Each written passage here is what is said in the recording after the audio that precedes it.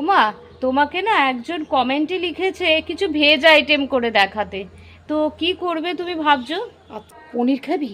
হ্যাঁ, পনিরের আইটেম তো খুব ভালো। তাহলে পনির করবো, চল। ঠিক আছে, তাই করো তাহলে। পটল দিয়ে করো, খুব ভালো লাগে। আচ্ছা, এই রান্নাটা করতে প্রথমে আদা কুচি, টমেটো কুচি, কয়েকটা গরম মশলা, জিরে গুঁড়ো, ধনে গুঁড়ো আর লঙ্কা গুঁড়োর একটা পেস্ট করে নিলাম। তারপরে তেলেতে জিরে আর তেজপাতা ফোড়ন দিয়ে পটলগুলো দিয়ে নুন হলুদ দিয়ে একটু ভাজা ভাজা করে নেওয়ার পরে অল্প একটু চিনি, তারপরে মশলাটা দিয়ে খুব ভালোভাবে কষিয়ে নিতে হবে।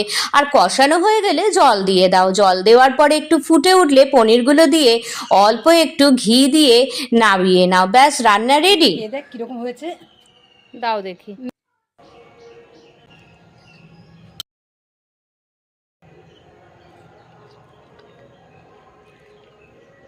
দারুণ হয়েছে মা, খুব ভালো হয়েছে। এত সুন্দর একটা পনিরের আইটেম, দারুণ লাগছে খেতে।